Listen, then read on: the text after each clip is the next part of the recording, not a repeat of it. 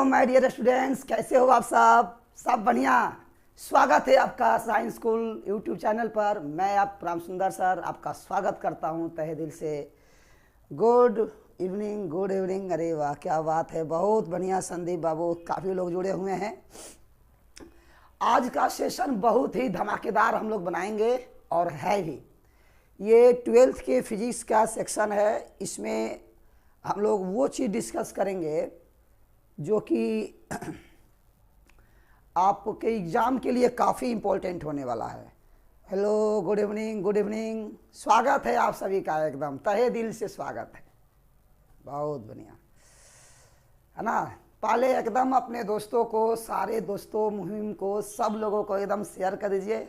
आज एकदम धमाकेदार तरीक़ा से आप अपने आप को जजमेंट करेंगे कि कितना प्रश्न इससे आप बना पा रहे हो और कितना सही हो पा रहा है, ठीक ना। तो अब हम लोग सेशन को स्टार्ट करते हैं। चलो, फर्स्ट क्वेश्चन आपके स्क्रीन पर आ रहा है।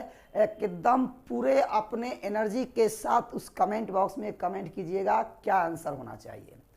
ये पूरे आपके होल सिलेबस से क्वेश्चन, मैक्सिमम पोर्शन मैंने इसमें कनेक्ट किया हुआ है, जो कि आपके बोर्ड के लिए बहुत ही बेहतरीन होने वाला है। चाहे आप जिस बोर्ड के रहने विद्यार्थी हों, सबके लिए बेनिफिशियल होगा।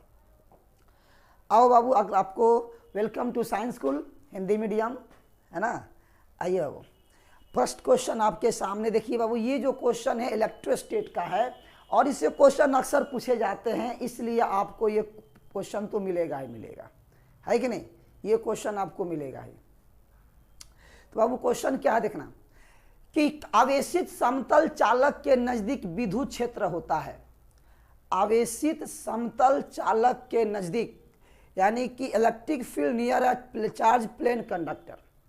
कोई कंडक्टर है, उसके नज़दीक जो है इलेक्ट्रिक फील्ड का वैल्यू कितना होता है। ऑप्शन है sigma by epsilon not, sigma by 2 epsilon not, है ना, एप्सिलॉन नॉट इंटू सिग्मा और 2 सिग्मा बाई एप्सिलॉन नॉट, है ना। राइट आंसर क्या होना चाहिए बाबू, बताइए पहले। यहाँ दो तरह के क्वेश्चन आते हैं बाबू, देखना, दो तरह के। एक आता है क्या, एक आता है कि इनफाइनाइट प्लेन कंडक्टर। यहाँ से दो प्रश्न आपसे पूछे जाते हैं। एक अनंत चालक, अनंत क्षेत्रफल वाला इनफाइनाइट प्लेन शीट बोलता है, उसके लिए सिग्मा बाई 2 एप्सिलॉन नॉट होता है। और इस केस में आपका होगा बाबू सिग्मा बाई एप्सिलॉन नॉट। बहुत बढ़िया, एकदम काफ़ी लोगों ने सही जवाब दिया है। बहुत अच्छा, एकदम सही। B is the right answer, A is the, B किसी का आ रहा है, किसी का ए आ रहा है। क्या बात है सर, वाह। चलिए, है ना। दो चीज बताता हूं यहाँ, देखिए बाबू। अगर यहाँ रहता है, हाँ बाबू, इनफाइनाइट रहता, इनफाइनाइट मतलब बिंदु इनफाइनाइट रहे या ना रहे, एकदम नजदीक बोला है ना, तो नजदीक के लिए बाबू एकदम सिग्मा बाई 2 एप्सिलॉन नॉट ही होगा। एकदम नजदीक बोला है, सिग्मा बाई 2 एप्सिलॉन नॉट, याद रखिएगा, सिग्मा बाई 2 एप्सिलॉन नॉट, है ना। अगर मान लीजिए कि कंडक्टर होता, सिग्मा बाई एप्सिलॉन नॉट भी सही है, बट का जब मान लीजिए कंडक्टर होता, क्लोज कंडक्टर, इस कंडक्टर के सरफेस के नजदीक अगर पूछता तो आपका होता सिग्मा बाई एप्सिलॉन नॉट। दोनों का थोड़ा सा का डिफरेंस होता है। कुछ लोग कंफ्यूज इसमें करते हैं बाबू, कंफ्यूज नहीं करना है, कंफ्यूज नहीं करना है बाबू, एकदम क्लियर रहना है। चलिए बाबू आगे, बहुत बढ़िया। नेक्स्ट क्वेश्चन,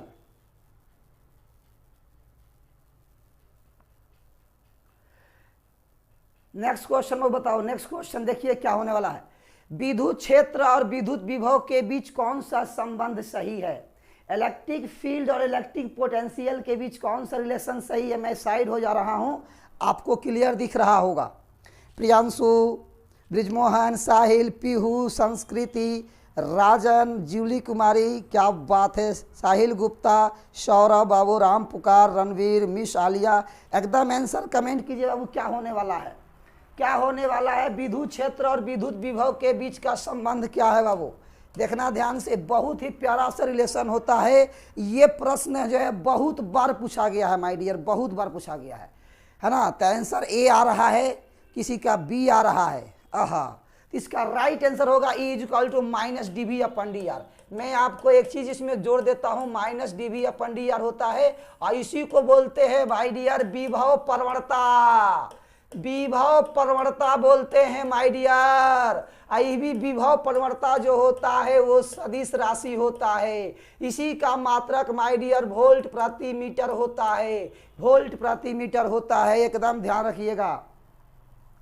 कोई दिक्कत, इससे बहुत सारे प्रश्न पूछ सकता है कि विद्युत प्रवणता का फॉर्मूला क्या है, माइनस dV अपन dr। विद्युत प्रवणता का फॉर्मूला क्या है, माइनस dV अपन dr। विद्युत क्षेत्र और विद्युत विभव के बीच संबंध क्या है, E बराबर माइनस dV अपन dr। विद्युत प्रवणता कैसा राशि है, तो सदिश राशि है। अदिश राशि मत बोल देना, विभव के नाम के चक्कर में सदिश अदिश बना मत देना माय डियर। हाँ सर, बहुत बढ़िया। अगला प्रश्न देखिए बाबू, क्वेश्चन नेक्स्ट आ गया आपके कि 9 किलोमीटर त्रिज्या वाले गोलीय चालक की विद्युतीय धारिता क्या होगा। 9 किलोमीटर त्रिज्या वाले गोलीय चालक की विद्युतीय धारिता क्या होगा। माय डियर, विद्युतीय धारिता का जो फॉर्मूला होता है निकालने का, तो C बराबर होता है 4 pi epsilon naught into r. 4 pi epsilon naught into r, 4 pi epsilon naught into r. अब इसको सोल्व करेंगे माय डियर। 4 पाई, देखो 4 pi epsilon naught into r को हम क्या लिख सकते हैं पता है। 4 पाई एप्सिलॉन नॉट का मान होता है, 4 पाई एप्सिलॉन नॉट का मान होता है 1/9 गुणे 10 के पावर 9, है ना। इंटू रेडियस दिया है 9 किलोमीटर, किलोमीटर मतलब 10 के पावर 3 मीटर। उसको हम लोग मीटर में कन्वर्ट कर देंगे। 4 पाई एप्सिलॉन नॉट का मान होता है 1/9 गुणे 10 के पावर 9 और 1/4 पाई एप्सिलॉन नॉट का मान होता है 9 गुणे 10 के पावर 9। तो आप देखो कैसे इसको हल करते हैं। 9 से 9 कट गया सर, तो ऊपर क्या आ जाएगा 10 के पावर -6, 10 के पावर -6 यानी कि 1 माइक्रोफराड। एकदम राइट आंसर मैंने आपके सामने एक्सप्रेस कर दिया, बना दिया, प्रूफ कर दिया। फॉर्मूला कौन लगेगा, C बराबर 4 pi epsilon naught into r my dear. याद रखिएगा, जिसकी त्रिज्या ज्यादा होगी उसकी धारिता भी ज्यादा होता है। बहुत बढ़िया, काफी लोगों का सही है। अगला प्रश्न देखते हैं किनका सही आ रहा है। सबसे पहला जवाब किनका आ रहा है। समांतर पट्टिका संधारित्र का धारिता है। अब बताइए, समांतर पट्टिका 2 पैरेलल प्लेट है, उसकी धारिता का मान क्या है, C का मान क्या है बताना है। अरे वाह, क्या बात है, बहुत बढ़िया बहुत बढ़िया। काफी लोगों ने सही उत्तर दिया है। एकदम इसी तरह से जो है ना, एकदम मेंटेन करके रखिए, बनाए रखिए बहुत जबरदस्त तरीका से।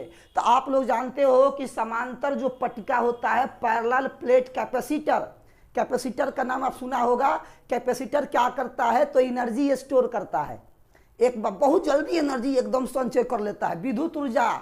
कैपेसिटर जो है विद्युत ऊर्जा संचय करता है, अपने अंदर रखता है। बात समझे कि नहीं। और बहुत जल्दी एनर्जी स्टोर करता है, लेकिन मात्र 85% एनर्जी स्टोर करता है। कैपेसिटर का खासियत क्या है कि जितना ऊर्जा दीजिएगा ना, उसका मात्र 50% ऊर्जा अपने पास रखेगा, बाकी सब जो है नष्ट कर देता है। लेकिन हाँ, जितना अपने पास रखता है उतना ही आपको देता है एकदम। तो कहानी यही है बाबू। आंसर तो एकदम गर्दा मचेले है सब, एकदम लगे रहो भाई साहब। अरे छोटा भाई एकदम बहुत जबरदस्त है। तो C बराबर A epsilon not by D होता है। हाँ सर, बहुत बढ़िया। इसको क्या लिख सकते हैं, तो A epsilon not epsilon R upon D। तो कौन सा ऑप्शन होगा, कौन सा ऑप्शन होगा, तो A ऊपर होगा, ये option A is the right answer my dear. A is the right answer, एकदम याद रखेंगे।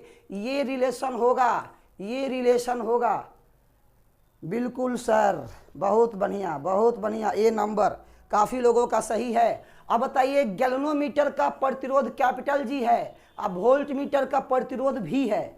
यहाँ कंफ्यूज मत कीजिएगा। गैल्वेनोमीटर का प्रतिरोध बड़का G है, अब वोल्ट मीटर का प्रतिरोध भी है। तो कौन सा संबंध सही है, V बड़ा है G से कि G बड़ा है V से, कि दोनों बराबर है, कि ये धारा पर निर्भर करता है। कौन सा ऑप्शन सही होगा। मेरा नाम लीजिए सर, तनिषा राय, अच्छा, Khushbu, Sahil, Yadav, Kajal, Safiya, Adil, miss you, incorrect, Saurabh Babu, Vasu Gupta, अच्छा, मिस आलिया, साहिल, मधु, काजल, क्या बात है ओम प्रकाश बाबू, सभी लोग आ रहे हैं, सभी लोगों का आंसर एकदम सही आ रहा है, क्या बात है। आइए बाबू देखिए कौन सा रिलेशन सही होगा। तो विभवांतर का जो प्रतिरोध होता है ये जी से ज्यादा होता है, क्यों? इसका कारण बताता हूं, इसका कारण बताता हूं बाबू। गैल्वेनोमीटर में जब आप श्रेणी क्रम में प्रतिरोध को आप जोड़ते हैं तब जाकर निर्माण होता है वोल्ट मीटर का। तो वोल्ट मीटर में दोनों सीरीज में होगा तो जाहिर सी बात है सीरीज में प्रतिरोध बढ़ जाता है। अब वोल्ट मीटर का प्रतिरोध अत्यधिक ज्यादा होता है गैल्वेनोमीटर से, याद रखिएगा। तो राइट आंसर आपका ए होने वाला है। बहुत बढ़िया सर। अगला क्वेश्चन आइए बाबू। व्हीटस्टोन ब्रिज का व्यवहारिक ढांचा निम्नलिखित में कौन है? Wheatstone bridge. अब बताइए बाबू कि व्हीटस्टोन ब्रिज का उपयोग किसमें किया जाता है? अरे व्हीटस्टोन ब्रिज, गेहूं पत्थर मत कहना इसको। व्हीटस्टोन, व्हीट मतलब गेहूं, स्टोन मतलब पत्थर, और ब्रिज मतलब ब्रिज, वो नहीं है। व्हीटस्टोन ब्रिज एक वैज्ञानिक का नाम है, इनका एप्लीकेशन है मीटर ब्रिज में। इसका किरचॉफ मीटर ब्रिज में इसका उपयोग किया जाता है। किसमें होता है? मीटर ब्रिज में। इस कंसेप्ट का यूज जो है मीटर ब्रिज में होता है। आपको बता दूं वोल्ट मीटर जो होता है वो विभवांतर को मापता है, वोल्ट मीटर विभवांतर को मापता है, गैल्वेनोमीटर धारा को मापता है, बहुत कम धारा को मापता है। अब विभव मापी जो है ये भी विभवांतर के तुलना करता है, विभव को तुलना करता है, विभवांतर को तुलना करता है। उसके विभव का सेल के आंतरिक प्रतिरोध को ज्ञात करने में इसका उपयोग किया जाता है। बहुत ही इंपॉर्टेंट है, एकदम सही बात है। मीटर ब्रिज हो गया, ठीक है। आगे बढ़ो बाबू। अगला क्वेश्चन आपके लिए देखिए बहुत जबरदस्त आने वाला है। एक तार का विशिष्ट प्रतिरोध निर्भर करता है। अब बताओ माय डियर, तार का विशिष्ट प्रतिरोध, विशिष्ट प्रतिरोध का दूसरा नाम होता है प्रतिरोधकता। विशिष्ट प्रतिरोध का दूसरा नाम होता है प्रतिरोधकता। बाबू ये कितना बार क्वेश्चन पूछ चुका है ना कि एकदम आपको रटा जाना चाहिए। हाँ, अवनीश कुमार ऑफिशियल न्यू है, स्वागत है बाबू। जितने भी नए विद्यार्थी हैं उनके एकदम तहे दिल से स्वागत है। एकदम अपना स्नेह प्यार बनाए रखिए और अपने दोस्तों के साथ देखिए, आपके दोस्त भी जुड़े हुए हैं, उनके साथ भी अपना तालमेल बैठा के आंसर बताते चलिए, है ना। एकदम बने रहिए शुरू से अंत तक, बहुत ही बेनिफिट होने वाला है। चलिए बाबू आगे बढ़िए। अब क्या होने वाला है माय डियर? ओए हो देख रहा है बाबू। तो प्रतिरोधकता किस पर? मात्र दो बात पर निर्भर करता है। किस पर बाबू? तो पदार्थ के प्रकृति पर, पदार्थ के प्रकृति पर, और किस पर? तापमान पर। Yes sir. तो अनुप्रास काट के व्यास पर, इस पर नहीं करेगा, पदार्थ के प्रकृति पे करता है, इस पर भी नहीं करता है, इस पर भी नहीं करता है। ओहो बहुत बढ़िया। अब बता दो प्रतिरोधकता का एसआई मात्रा क्या होता है? ओम इंटू मीटर होता है। बिल्कुल याद रहेगा ना, याद रखना बाबू, बहुत इंपॉर्टेंट है। और नेक्स्ट क्वेश्चन, धारावाही चालक के अंदर इलेक्ट्रॉन की गति कैसी होती है? देखो बाबू क्या लिखा है, धारावाही चालक मतलब एक ऐसा चालक है जिसमें धारा का प्रवाह हो रहा है। एक ऐसा चालक है जिसमें धारा का प्रवाह हो रहा है, तो उसमें जो इलेक्ट्रॉन एकदम चलेगा। जैसे देखिए मान लीजिए कि ये तार हो गया, ठीक है, ठीक है बउआ, ठीक है। देखो ये इलेक्ट्रॉन जो है एकदम लगातार चल रहा है, तो इसकी गति कैसी होगी? एक समान होगी, समरूप होगी, त्वरित होगी, एक समान औसत रूप से होगी, अवमंदित होगी। आंसर क्या होगा बताओ पहले, चलो बताओ। एक्सीलरेटेड, यूनिफॉर्म, फिर नॉन यूनिफॉर्म डिक्लेटर। आंसर बताओ। त्वरित होगी। अच्छा हाँ बिल्कुल, उसको त्वरित होती है, त्वरित होती है, एकदम सही बात है, लेकिन माना जाता है समान। याद रखिएगा, त्वरित होती है लेकिन समान माना जाता है, माना जाता है एक समान, बट होती है त्वरण, क्योंकि उसको त्वरण का फॉर्मूला होता है, बताते हैं, बताइए क्या? E tau by M into vector E. देखो वो E tau by M into vector E, है ना। बिल्कुल, इसको कंफ्यूज मत समझिएगा, मैं दोनों बात बता रहा हूं जानबूझ के, ताकि हर टाइप के लैंग्वेज को पकड़िएगा आप। हाँ ठीक है। अब वो देखो बहुत ही इंपॉर्टेंट, देखिए बाबा ये जो सब्जेक्ट है ना फिजिक्स, आपको एकदम समझने वाला है।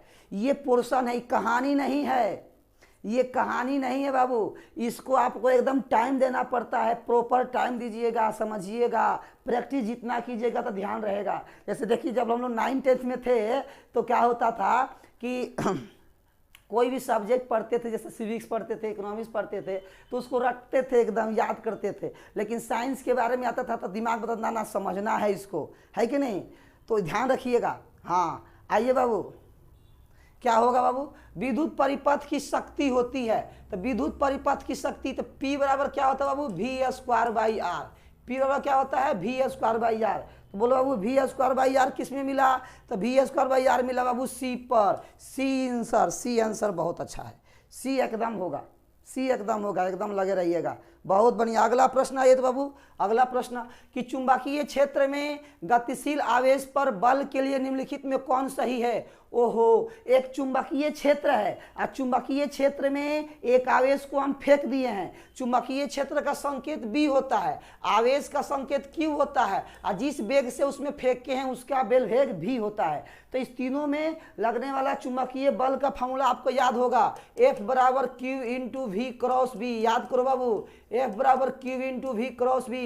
कौन सा ऑप्शन सही है? तो सर बी ऑप्शन सही है, एकदम B is the right answer. ये चुंबकीय बल है, ये तभी बल लगता है जब चुंबकीय क्षेत्र में आवेश को फेंकते हैं, आवेश को गति कराते हैं, तब बल लगता है। अगर वो आवेश उसमें रुका हुआ रहे, मतलब गति में नहीं रहे, एकदम बैठल रहे चुपचाप, उस पर चुंबकीय क्षेत्र कोई बल नहीं लगाया, कहेगा ना हम इस पर बल नहीं लगाएंगे। इसका मतलब ही नहीं कि उस पर बल नहीं लगता है, बट चुंबकीय क्षेत्र की वजह से उस पर बल नहीं लगेगा। mg लगेगा, गुरुत्वीय बल लगेगा, अगर वहाँ विद्युत क्षेत्र होगा तो विद्युतीय बल लगेगा, लेकिन चुंबकीय बल नहीं लगेगा। चुंबकीय बल का खासियत क्या है कि बाबू तुम गति करेगा तब हम बल लगाएंगे, अदरवाइज नहीं करेंगे। हाँ सर बहुत बढ़िया। अब बताइए मैग्नेटिक फ्लक्स का एसआई मात्रक क्या होता है? यानी कि चुंबकीय फ्लक्स का एसआई मात्रक, चुंबकीय फ्लक्स का एसआई मात्रक सर एम्पियर जो होता है ना, वो धारा का मात्रक होता है। विद्युत धारा का मात्रक एम्पियर होता है, विद्युत धारा का मात्रक बाबू एम्पियर होता है, याद है ना आपको। अब फैराड किसका मात्रक होता है बताओ तो पहले बाबू, फैराड किसका मात्रक होता है सर? तो फैराड जानते हो, फैराड मात्रक होता है धारिता का, फैराड मात्रक होता है बाबू धारिता का, एकदम ध्यान रखना, धारिता का होता है। और टेस्ला होता है चुंबकीय क्षेत्र का, टेस्ला होता है बाबू चुंबकीय क्षेत्र का। हाँ एकदम सही सोचे, टेस्ला किसका होता है बाबू? चुंबकीय क्षेत्र का। और वेबर किसका होता है? तो चुंबकीय फ्लक्स का। आ गया एकदम मौका पर चौका। देखो D is the right answer, D is the right answer. बोलो बाबू हाँ या ना, एकदम सही। अब वेबर को ही कहते हैं टेस्ला मीटर स्क्वायर, वेबर को ही कहते हैं my dear tesla metre square. Weber को क्या बोलते हैं? Tesla metre square. एकदम ऑपरेशन कर देना है ऑप्शन को, एक एक ऑप्शन को तोड़ के समझना है बाबू। ये कोई लिटरेचर सब्जेक्ट नहीं है, इस पर विशेष ध्यान देना है ना। थोड़ा सोचना है, समझना है, फिर पढ़ना है। जितना बार इसको रिवाइज कीजिएगा ना उतना मजा आएगा, एकदम कॉन्फिडेंस में रहिएगा। ऐसा मत सोचिए एक बार पढ़ लेंगे जिंदगी भर याद रहेगा। आइए देखिए, प्रत्यवर्ती धारा का मूल वर्ग माध्य का मान होता है। बताइए तो, प्रत्यवर्ती धारा का मूल वर्ग माध्य मान होता है। मूल वर्ग माध्य मान क्या है बाबू? देखो ध्यान से, मूल वर्ग माध्य आरएमएस वैल्यू। अरे इसको शॉर्ट में देखो, आरएमएस करंट कहते हैं ना, IRMS। बोलो आरएमएस का फुल फॉर्म राम सुंदर। ना राम सुंदर नहीं, R से रूट, M से मीन, S से स्क्वायर, रूट मीन स्क्वायर, है ना। तो IRMS वो होता है I0/√2। I0 यहाँ बाबू एकदम शिखर धारा है, अधिकतम धारा है, शिखर धारा है, तो शिखर धारा बट्टा √2। बोलो कौन सा होगा? ये C नंबर। बहुत बढ़िया, एकदम झक्कास। कोई दिक्कत बाबू नहीं ना, इस तरह से एकदम बने रहिएगा। एक और बताइए तो, प्रत्यवर्ती धारा के पास आवृत्ति होता है कि दिश धारा के पास आवृत्ति होता है? प्रत्यवर्ती धारा के पास आवृत्ति होता है माय डियर कि दिश धारा के पास आवृत्ति होता है? बताइए जल्दी से, किसके पास आवृत्ति होता है? प्रत्यवर्ती धारा के पास आवृत्ति होता है कि दिश धारा के पास आवृत्ति होता है? ये देखिए, एक चुंबक के चुंबकीय लंबाई Lm है और ज्यामितीय लंबाई Lg है, इसके बीच कौन सा संबंध सही है? देखिए अब ये प्रश्न पूछ चुका है और काफी इंपॉर्टेंट प्रश्न है। आइए, मैंने चुंबकत्व और द्रव्य का जब मैंने लेक्चर ले रहा था तो उसमें रिलेशन बताया था, आप लोग उसमें मेरा हेल्प किए थे, बहुत जबरदस्त तरीका से हेल्प किए थे। बोलो बाबू किए थे कि नहीं? तो अब बताओ क्या होगा इसका आंसर? तो सर Lm बराबर क्या होगा बताओ? एलएम बराबर पढ़े थे, एलएम बराबर पढ़े थे 5/6 LG। याद करो, एलएम बराबर 5/6 LG। तो एलजी बराबर क्या हो जाएगा 6/5 LM। देखो यहाँ बच्चा कंफ्यूज करता है, यहाँ बच्चा कंफ्यूज करता है। एलएम क्या है तो चुंबकीय लंबाई है, और एलजी क्या है ज्यामितीय लंबाई है ना, ज्यामितीय लंबाई है। देख बाबू एक बार, एलएम बराबर होता है 5/6 LG। तो LG बराबर क्या हो जाएगा, जल्दी से बोलो बाबू, 6/5 LM। एकदम धुआंधार, धुआंधार तरीका से, कोई इसमें कटौती नहीं बाबू, एकदम लगे रहो। आंसर बता दो पहले कौन हो जाएगा, ए नंबर। बी नंबर नहीं बाबू, ए नंबर होता है, ठीक ना, ए नंबर होता है, याद रखिएगा। वही ना बोले कंफ्यूज लोग कहा जाता है, कंफ्यूज नहीं करना है। आइए अगला क्वेश्चन। BH पृथ्वी के चुंबकीय क्षेत्र का क्षैतिज घटक है, डेल्टा नमन कोण है। तो चुंबकीय क्षेत्र के लिए निम्नलिखित में कौन संबंध सही है। तो देखो बाबू, tan थीटा बराबर होता है हॉरिजॉन्टल है ना, तो हॉरिजॉन्टल के BH cos delta, BH cos delta, ये याद रखिएगा, horizontal BH cos delta, BH cos delta, एकदम BH cos डेल्टा, एकदम। चलिए बाबू सही है, आगे बढ़ो। चुंबकन की तीव्रता इकाई, चुंबकन तीव्रता की इकाई, चुंबकन तीव्रता की इकाई क्या होती है बाबू, जल्दी से बताओ। कल वाला क्लास का PDF नहीं मिला है बाबू, कल वाला क्लास का PDF दे दूंगा, आज अपलोड हो जाएगा आराम से। तो जिन लोगों को PDF लेना है आज का, चाहे पीछे जितने भी लेक्चर हुए हैं उनका, वो साइंस स्कूल टेलीग्राम चैनल पर जाकर उसमें आप ज्वाइन कर लीजिएगा, तो उसमें सारे PDF आपको मिल जाएंगे और सारे लेक्चर भी मिल जाएंगे, है ना। जो भी इन्फॉर्मेशन होगा उसमें आपको मिलते जुलते रहेगा, इसलिए उस चीज़ को आप ध्यान रखेंगे, ठीक ना। हाँ चलिए थोड़ा सा एकदम ध्यान रखिए बाबू। आइए क्या होगा बाबू, चुंबकन का, तो सर एम्पियर प्रति मीटर होता है, एम्पियर प्रति मीटर, एकदम सही बात है। एम्पियर प्रति मीटर और किसका मात्रक होता है, ध्रुव प्रबलता का। एम्पियर प्रति मीटर और किसका मात्रक होता है माय डियर, ध्रुव प्रबलता का। देखो ध्रुव प्रबलता, हाँ ध्रुव प्रबलता का होता है बाबू, यानी मैग्नेटिक सॉरी पोल स्ट्रेंथ कहते हैं अंग्रेजी में इसको, क्या कहते हैं बाबू इसको, पोल स्ट्रेंथ, याद है ना। एम्पियर पर मीटर स्क्वायर किसका होता है, एम्पियर पर मीटर स्क्वायर किसका होता है, जल्दी से बताओ, ये किसका होता है, एम्पियर प्रति मीटर स्क्वायर। कमेंट करो बाबू, एम्पियर प्रति मीटर स्क्वायर किसका होता है। तो ये होता है सर किसका, चुंबकीय आघूर्ण का। हाँ सर बहुत बढ़िया, आ जाइए आगे। चुंबकन यामोत्तर क्या होता है, चुंबकीय यामोत्तर। तो चुंबकीय यामोत्तर जो होता है एक वर्टिकल प्लेन होता है, ऊर्ध्वाधर प्लेन होता है, वर्टिकल प्लेन होता है, याद रखिएगा। ये एक वर्टिकल प्लेन होता है माय डियर, ये एक वर्टिकल प्लेन होता है, ये भी ध्यान रखना है, बहुत इंपॉर्टेंट है। नेक्स्ट क्वेश्चन, हम दिख रहे हैं, दिख जाएंगे। वीडियो क्लियर आ रहा है ना बाबू, वीडियो क्लियर है ना, कोई दिक्कत नहीं है।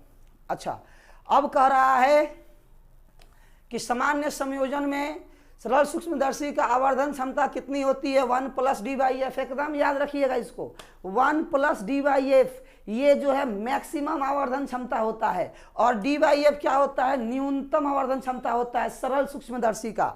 सरल सूक्ष्मदर्शी का न्यूनतम और अधिकतम दोनों पूछ सकता है, पूछ सकता है कि सरल सूक्ष्मदर्शी का अधिकतम आवर्धन क्षमता क्या होगा, तो बाबू बोल दीजिएगा 1 + d/f, और न्यूनतम क्या होगा तो बोल दीजिएगा d/f, है ना, दोनों याद होना चाहिए। और एक और बात, सरल सूक्ष्मदर्शी जो है ना वस्तु को 9 गुना से ज्यादा बड़ा नहीं कर सकता है, 9 गुना, इससे ज्यादा नहीं, इससे कम हो सकता है, 9 गुना हो सकता है, 8 गुना हो सकता है, 7 गुना हो सकता है, 6 गुना हो सकता है, लेकिन 9 गुना से ज्यादा नहीं हो सकता है। ये सरल सूक्ष्मदर्शी का अपना क्या है, ये लिमिटेशन है। अगला प्रश्न देखिए बाबू, क्वेश्चन नंबर 19 का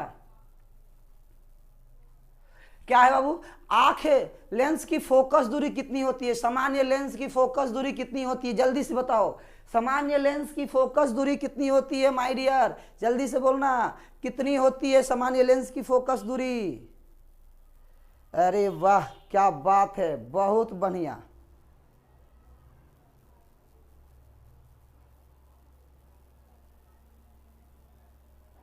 ठीक है चलिए,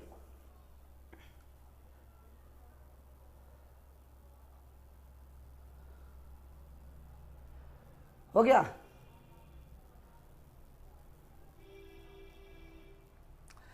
हीरा का क्रांति कोण कितना होता है, जल्दी से बताओ। हीरा का क्रांति कोण कितना होता है?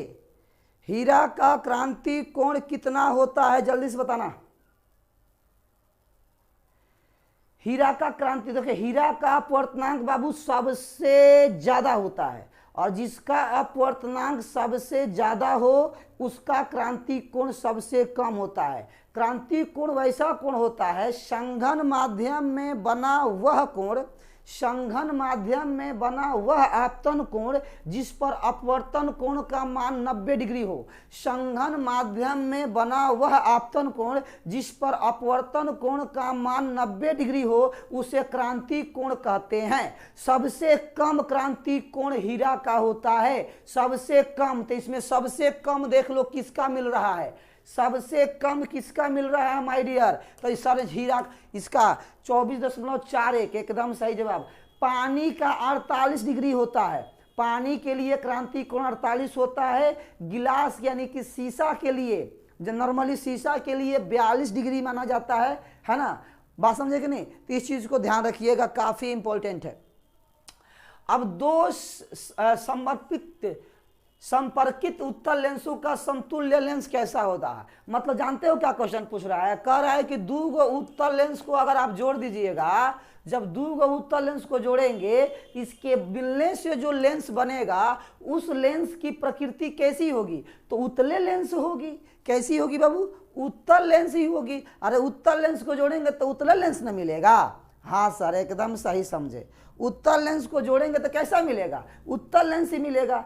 अच्छा, जानते हो यही क्वेश्चन पूछ देता कि मान लीजिए उत्तल लेंस को, चाहे किसी भी लेंस को पानी में डुबा दिया गया, किसी भी लेंस को पानी में डुबा दिया गया, तो उसका फोकस दूरी बढ़ेगा कि घटेगा? आज तो फोकस दूरी बढ़ जाता है, अब पावर घट जाता है। फोकस दूरी बढ़ जाता है, पावर घट जाता है। और कितना गुना फोकस दूरी बढ़ता है? 4 गुना। अब फोकस कितना घटता है? 4 गुना से घट जाता है। एकदम याद रखिएगा, ये भी ऑब्जेक्टिव क्वेश्चन के लिए काफ़ी इंपॉर्टेंट है। मैं यहाँ एक ऑब्जेक्टिव क्वेश्चन नहीं, एक के साथ बहुत सारे ऑब्जेक्टिव क्वेश्चन बता रहा हूं, यानी जितना ऑप्शन है उतना ऑब्जेक्टिव क्वेश्चन बन सकता है। प्रकाश तंतु का मूल सिद्धांत क्या है? Basic principle of optical fibre. बताइए बाबू, ऑप्टिकल फाइबर का बेसिक प्रॉपर्टी क्या है? किस पर आधारित है ये? तो सर प्रकाश तंतु, हीरा, प्रिज, मरीचिका, मरीचिका मिराज जिसको कहते हैं, ये सब प्रकाश के आंतरिक परिवर्तन के नियम, परिवर्तन के अनुप्रयोग हैं, है ना। TIR जिसको बोलते हैं, टोटल इंटरनल रिफ्लेक्शन, उसके ये अनुप्रयोग हैं। एकदम ध्यान दीजिएगा, एकदम। अरे बाबू एकदम सारे लोगों को एकदम शेयर करते रहो, अपना पावर ऑफ स्टूडेंट दिखाओ। देखो बाबू क्या आएगा यहाँ, तो क्या होगा? TIR total internal reflection, total internal reflection, एकदम याद रखिएगा। आओ बाबू अगला प्रश्न पर, कि सामान्य आंख के लिए स्पष्ट दृष्टि की न्यूनतम दूरी कितनी होती है? स्पष्ट दृष्टि की न्यूनतम दूरी, अब बताओ बाबू स्पष्ट दृष्टि की न्यूनतम दूरी कितनी होती है? तो 25 सेंटीमीटर मानते हैं, लेकिन बच्चा का, बुजुर्ग का, सबका अलग अलग होता है। बात समझे कि नहीं? लेकिन 25 सेंटीमीटर एवरेज वैल्यू है। कैसा वैल्यू है बाबू? 25 सेंटीमीटर आपका एवरेज वैल्यू है, मतलब बच्चा से लेके बुजुर्ग का एवरेज लाया गया था। अच्छा, बात समझे कि नहीं? हाँ, एवरेज वैल्यू होता है स्पष्ट दृष्टि की न्यूनतम दूरी। कोई दिक्कत नहीं है, आगे बढ़ जाओ बाबू। इंद्रधनुष के निर्माण के लिए निम्नलिखित में प्रकाश कौन सी घटना सही है?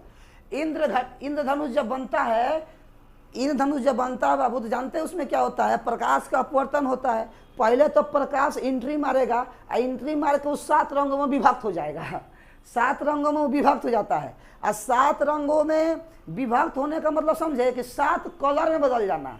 और 7 कलर कौन कौन? विबग्योर, बैजानी पिनाला, बैजानी पिनाला, बैजानी पिनाला। कौन नाला है बाबू?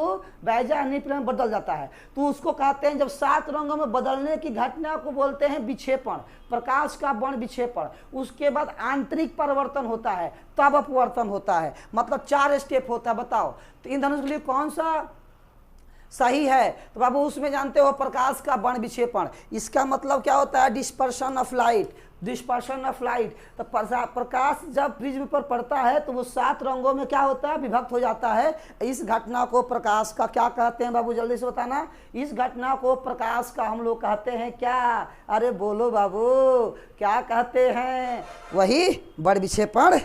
अच्छा, सबसे ऊपर जब बड़ विक्षेपण होता है तो सबसे ऊपर कौन सा रंग होता है, लाल, और सबसे नीचे कौन रहता है, बैगनी। सबसे ऊपर लाल, सबसे नीचे बैगनी। सबसे ज्यादा विचलन कोण बैगनी का, सबसे ज्यादा विचलन कोण बैगनी का, सबसे कम विचलन कोण लाल का, सबसे कम विचलन कोण लाल का, एकदम याद रखिएगा, सबसे कम। आगे बढ़ो बाबू, विनाशीकारी, देखिए अब विनाशीकारी आ गया, डिस्ट्रक्टिव इंटरफेरेंस, विनाशीकारी व्यतिकरण। विनाशीकारी व्यतिकरण का पथांतर क्या होता है, तो याद रखिएगा 2n + 1 × λ/2, 2n + 1 × λ/2, 2n + 1 × λ/2, 2n + 1 × λ/2। बाबू एकदम याद रखना है इसको, एकदम रट जाओ। अवसर रचनात्मक के लिए, तो रचनात्मक के लिए होता है n लैम्डा, रचनात्मक के लिए n लैम्डा, और विनाशकारी के लिए 2n + 1 × λ/2। रचनात्मक देखो, व्यतिकरण 2 प्रकार का होता है, व्यतिकरण 2 प्रकार का होता है। एक होता है माय डियर विनाशकारी, और एक होता है रचनात्मक। एक होता है विनाशकारी, एक होता है रचनात्मक। तो विनाशकारी के लिए पाथ डिफरेंस, पथांतर 2n + 1 λ/2 होता है, और रचनात्मक के लिए n लैम्डा होता है। बहुत अच्छे सर, एकदम याद हो गया, याद हुआ कि नहीं, एकदम बोलते रहना है, याद कर लेना, साथ ही साथ कंठस्थ कर लेना है इसको, फिर दोबारा जरूरत नहीं पड़ेगा, एकदम ध्यान रखिएगा बाबू। आइए अगला प्रश्न पर, प्रकाश की अनुप्रस्थ तरंग प्रकृति निम्नलिखित में कौन घटना पुष्टि करता है। अच्छा, प्रकाश की अनुप्रस्थ तरंग प्रकृति, अनुप्रस्थ तरंग प्रकृति कौन सी घटना को, तो ध्रुवीकरण को, पोलराइजेशन को, बहुत इंपॉर्टेंट है ध्रुवीकरण को, यानी कि transverse nature of light, polarization of light को क्या करता है, एक्सप्लेन करता है। अच्छा सर, बहुत बढ़िया। आगे बढ़ते हैं, चांदी का कार्यफलन कितना होता है, ओहो बहुत इंपॉर्टेंट है, बोलो ये आपके लिए मैं रखता हूं, बोलिए बाबू, चांदी का कार्यफलन, चांदी का कार्यफलन कितना होता है माय डियर, एकदम जबरदस्त, शुरू से अंत तक। डेली 9 बजे आपकी क्लासें होगी, शाम में, रात में, शाम में नहीं बाबू, रात में 9 बजे डेली क्लासेज होगी। बाकी की इंफॉर्मेशन आपको टेलीग्राम चैनल पर दे दिया जाएगा, उससे आप जुड़े रहेंगे।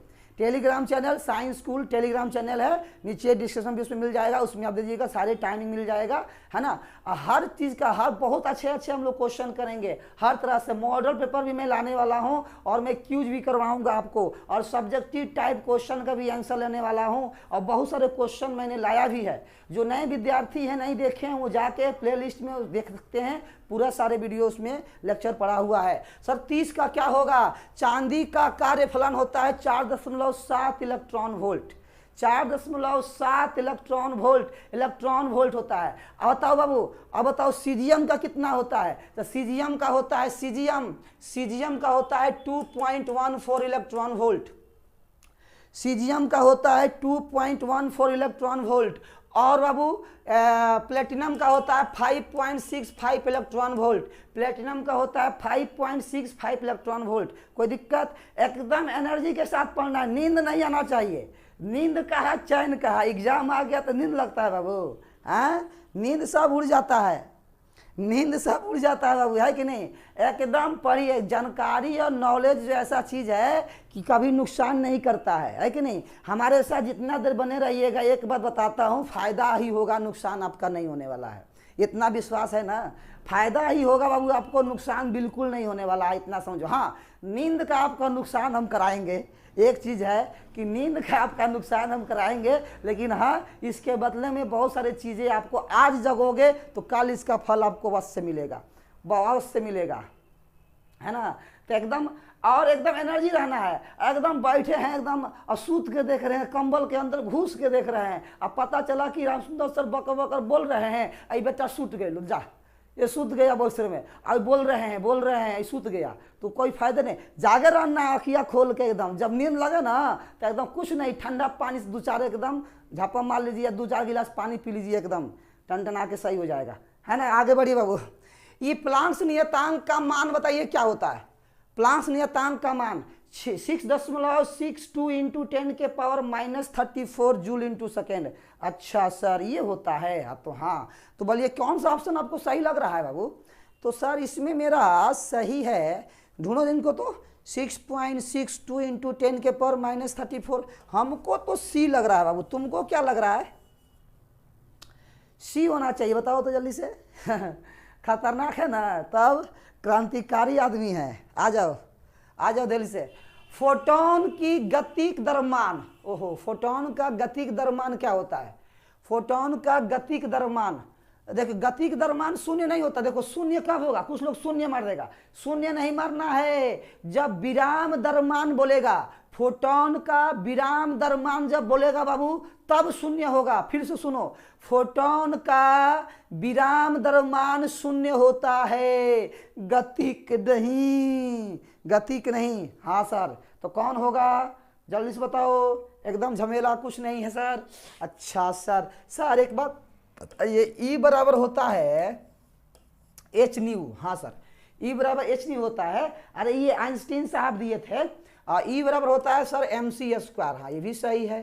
तो एच न्यू, तो m बराबर हो जाएगा एच न्यू बाई c²। तो एच न्यू बाई c² कहीं दिख रहा है? तो नहीं सर नहीं दिख रहा है। अच्छा कोई बात है। अच्छा न्यू बराबर जो होता है वो c बाई लेमदा होता है। तो h by c² into C by lambda. तो सर ये c से c कट जाएगा, तो हो जाएगा h by lambda C. h by lambda C दिखा? तो हाँ sir h by lambda C दिखा। कहाँ? तो बी नंबर में h बाई लेमदा सी दिखा। कहाँ सर? तो बी नंबर में। बोलो बाबू हाँ या ना? दिखा?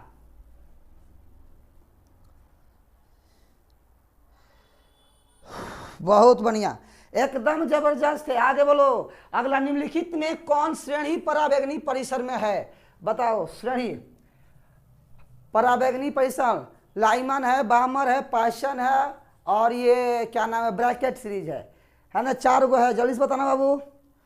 Question number, Lyman series, Balmer series, जल्दी से बताओ। ये क्वेश्चन आपके लिए है, जल्दी से बताइए बाबू क्या होगा?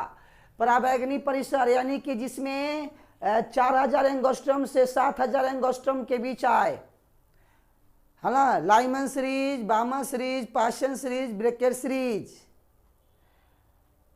बोले बोलो बोलो जल्दी से। ए अच्छा बी। बड़ा उधेन फाइटा फाइटी चल रहा है नहीं? अच्छा चलिए बाबू ठीक है। क्या होगा? बामर सीरीज। ओके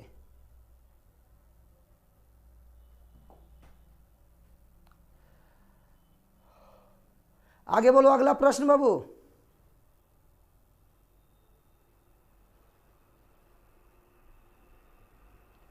अगला प्रश्न देखिए बाबू, स्क्रीन पर आ चुका है, जल्दी से बोलो, स्क्रीन पर आ चुका है। रेडियो एक्टिविटी के लिए निम्नलिखित में कौन उपयुक्त नहीं है?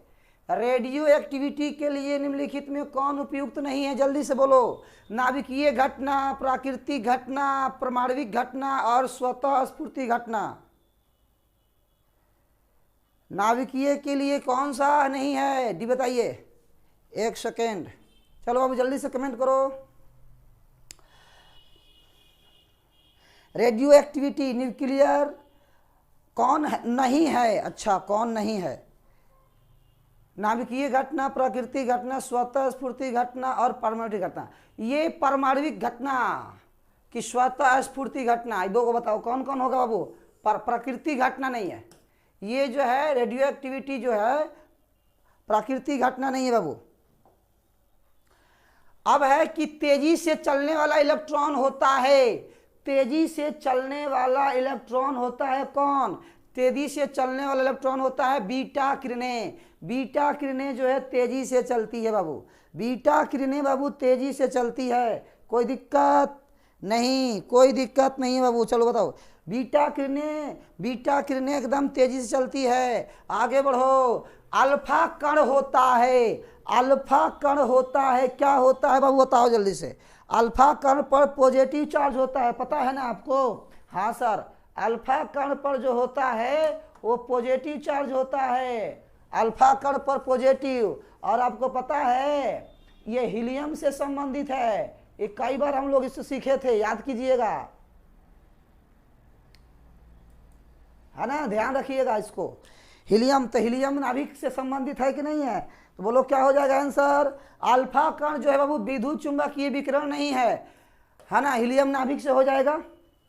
आ जाओ आगे बढ़ो, आगे बढ़ो जाओ। अगला क्वेश्चन कि प्रेसी एंटीना प्रास, है ना, जिसकी टावर की ऊंचाई कितनी है, h है, और त्रिज्या कितना है, r, उसके बीच में कौन सा संबंध होता है? d बराबर √2h, d बराबर √2h। अब बताओ बाबू आगे कि मूल अवस्था में हाइड्रोजन का परमाणु ऊर्जा कितना होता है? मूल अवस्था में होता है -13.6, ग्राउंड स्टेट पर होता है, इसका निकालने का फॉर्मूला होता है एनर्जी लेवल का, E बराबर -13.6/n² इलेक्ट्रॉन वोल्ट।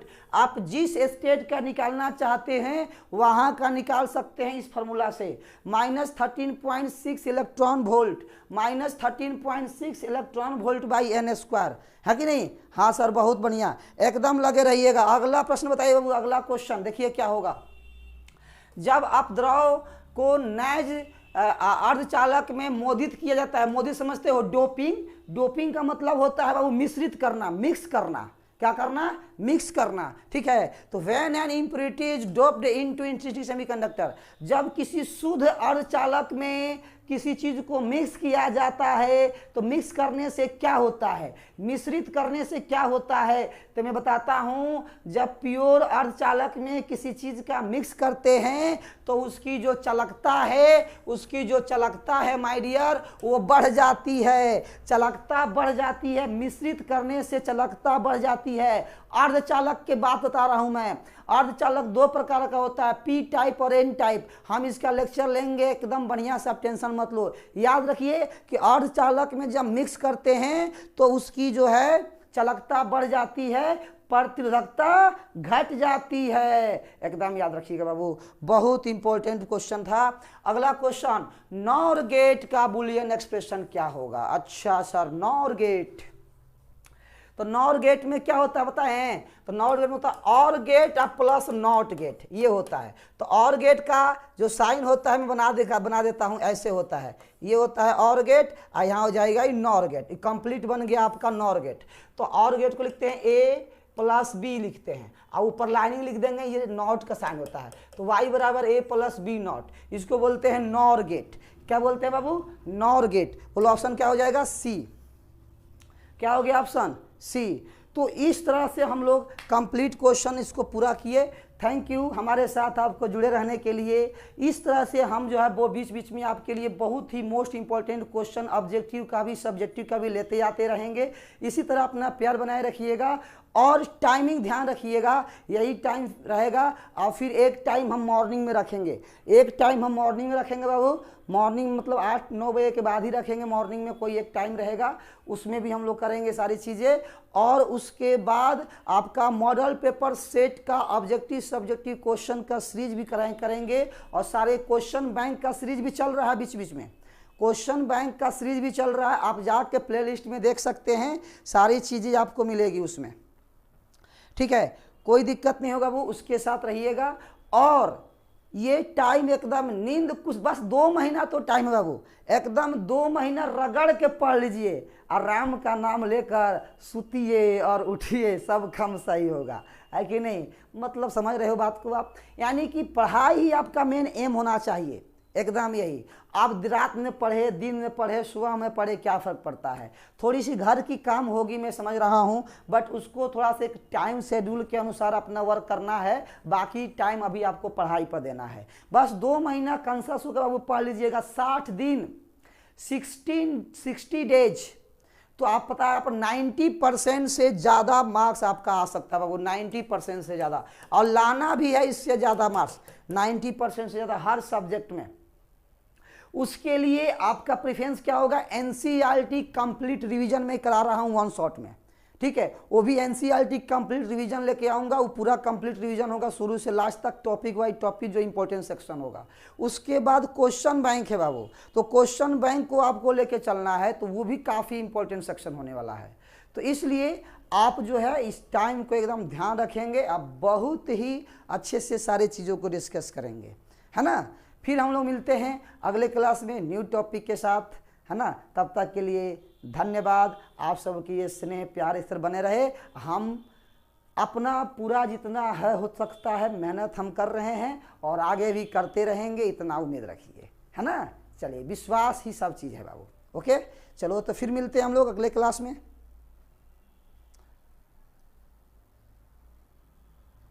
है ना। और ये चीज़ें बाबू सबके लिए, अपने ग्रुप में सभी लोगों को बताइए, है ना। जो मान लो सक्षम नहीं है, तो लास्ट स्टेज में जो आज तक नहीं पढ़ा, जो बढ़िया से नहीं पढ़ा है बाबू, कम से कम वो तो सीख लेगा ना, है ना। तो उसको भी बताइए। कुछ लोग ऐसे होते हैं ना, हम कहें उसको बताएं, हम तो अकेले पढ़ेंगे, नहीं समझ बात को। तो नहीं, अकेले नहीं पढ़ना है, सबका साथ सबका विकास लेकर चलना है, आगे बढ़ना है और मस्ती से पढ़ना है ना। एकदम धुआंधार पारी चलेगा, कोई दिक्कत नहीं होगा। थ्योरी में एकदम आराम से हम लोग पढ़ेंगे, 5 मार्क्स का 2 मार्क्स का सारी चीज़ें डिस्कशन होती जाएगी, इतना आप ध्यान रखेंगे। बात समझे कि नहीं? हाँ, एकदम। हम चाहते हैं हमारे बच्चे इसी में से टॉप आएंगे, टॉप 10 में आना है एकदम। अब कुछ बच्चे होंगे जो टॉप करेंगे, वो टॉपर या तो अपने घर के मतलब गली के होंगे, या मोहल्ले के होंगे, या फिर सिटी के होंगे, या डिस्ट्रिक्ट होंगे, या ब्लॉक होंगे। कोई नहीं कोई टॉपर आपको जरूर बनना है। अपने स्तर से पूरा एफर्ट लगाइए। बिहार टॉपर भी होना है, इसी में से होंगे। उम्मीद करते हैं कि आप एग्ज़ाम देने जाओगे ना, तो अब एकदम 100% विश्वास दिलाता हूं कि आपको ज़रूर ऐसा फील होगा कि नहीं सर जो पढ़ाए थे ना वही आया है, डिट्टू उसी टाइप का आया है, बाहर से एकदम नहीं आया है बाबू। आपके साथ प्रूफ रहेगा, जितना PDF में दे रहा हूँ आप रखिएगा, उसको देखिएगा, प्रूफ रहेगा। आप लड़ाइएगा, उसको मैच कराइएगा, सारे के सारे क्वेश्चन मैच करेंगे, ये एक दावा है हमारा, है ना। तो अनुभव आपका भी हो जाएगा पढ़ते पढ़ते, किस टाइप का क्वेश्चन आ रहा है, किस टाइप का नहीं आ रहा है, ठीक ना। चलिए, तो फिर बहुत सारी बातचीत हो गई, फिर मिलते हैं हम लोग नए टॉपिक से। ओके, धन्यवाद, बाय बाय।